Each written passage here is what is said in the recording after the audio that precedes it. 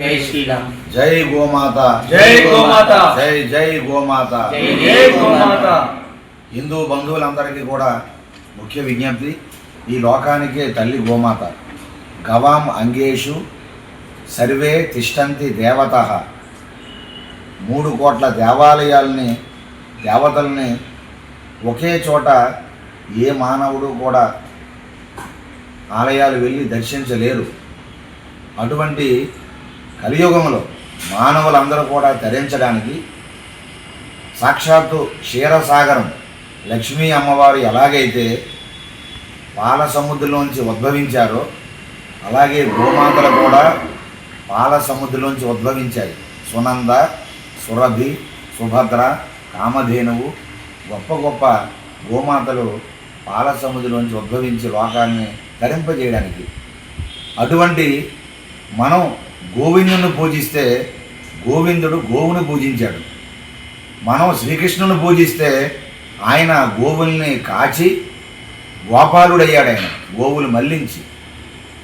గోవు లేనిదే గోవిందుడు లేడు, గోవు లేనిదే శ్రీకృష్ణుడు లేడు.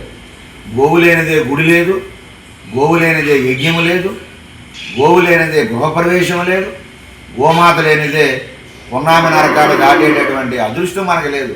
అంత ప్రాశస్యము గోమాత. అటువంటి సకల దేవతా స్వరూపిణి గోమాత. 3 కోట్ల దేవాలయాన్ని ఏకకాలంలో గోమాతకి నమస్కరిస్తే చాలు ఆ ఫలితాన్ని మనందరం కూడా పొందుతాం. అటువంటి గోవుల్ని సంరక్షించాలి, గోవుల్ని కాపాడాలి.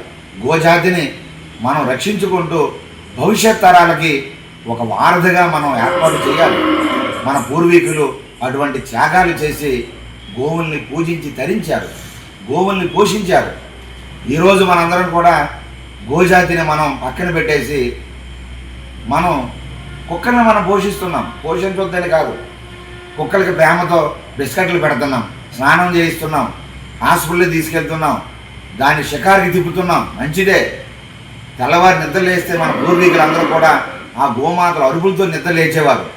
ఈరోజు మనం ఇంటి ముందు గోవుల్ని మనం పోగొట్టుకొని ఇంటి ముందు కుక్కల్ని బౌ బౌ అనే శబ్దాలతో మనం లేచే పరిస్థితి వచ్చేసింది.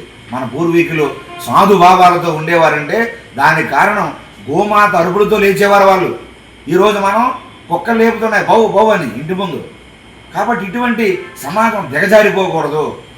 కనీసం గ్రామాలలో గోసంతతి ఉండాలి, గోవులు అరుపులు వినాలి. సాయంత్రం గోధూళి గ్రామం మీద పడాలి.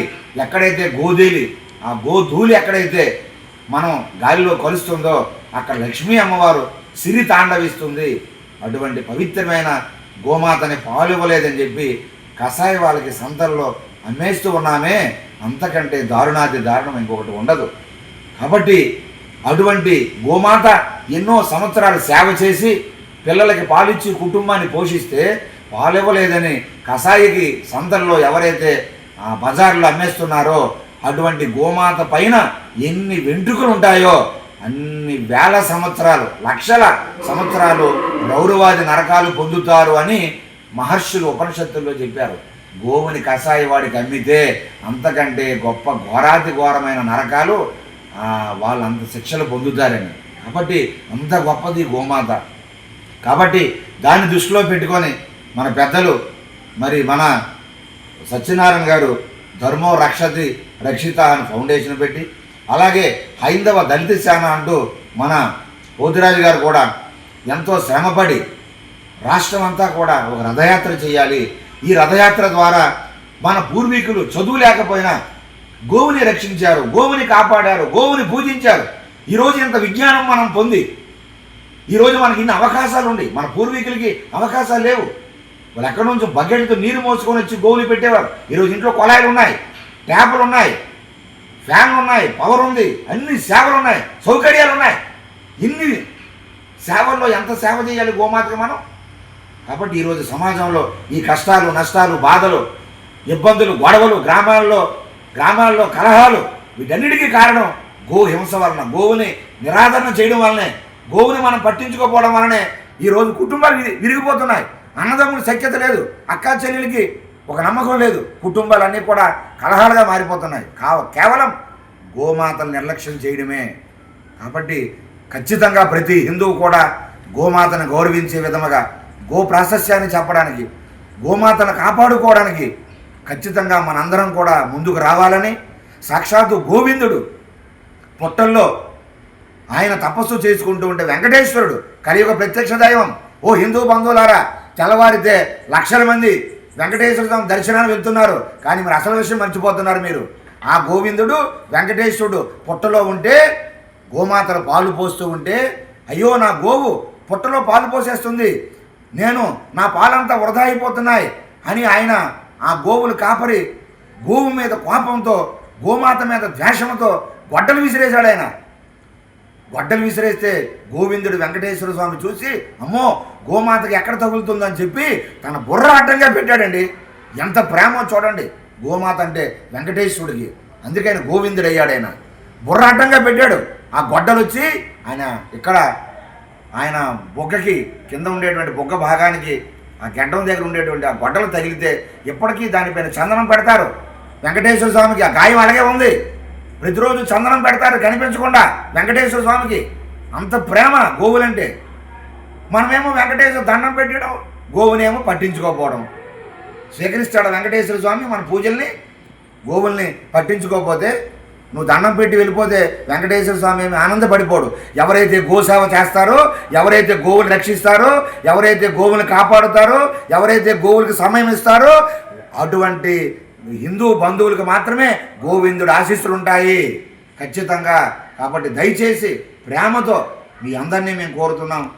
ఖచ్చితంగా ఈ రథయాత్రని జిల్లాలలో అన్ని జిల్లాల్లో కూడా అన్ని నియోజకవర్గాలలో అన్ని మండల కేంద్రాల్లో ప్రసారంగా జరిగేటువంటి గోయాత్రని మీ అందరూ ప్రేమతో స్వీకరించండి, ఆదరించండి. అందరూ కూడా ఈ కార్యక్రమాన్ని భుజాల మీద వేసుకొని మీ సహాయ సంపత్తిని అందించి గోమాతను రక్షించుకుందాం, భావితరాలు కాపాడుకుందాం. మన హిందూ సనాతన ధర్మానికి మూల స్తంభమైన గోమాతను రక్షించుకొని మనందరం కూడా తరిద్దాం, గోమాత ఆశీస్సులు పొందుదాం. జై గోమాత, జై జై గోమాత, జై గోమాత, జై జై గోమాత.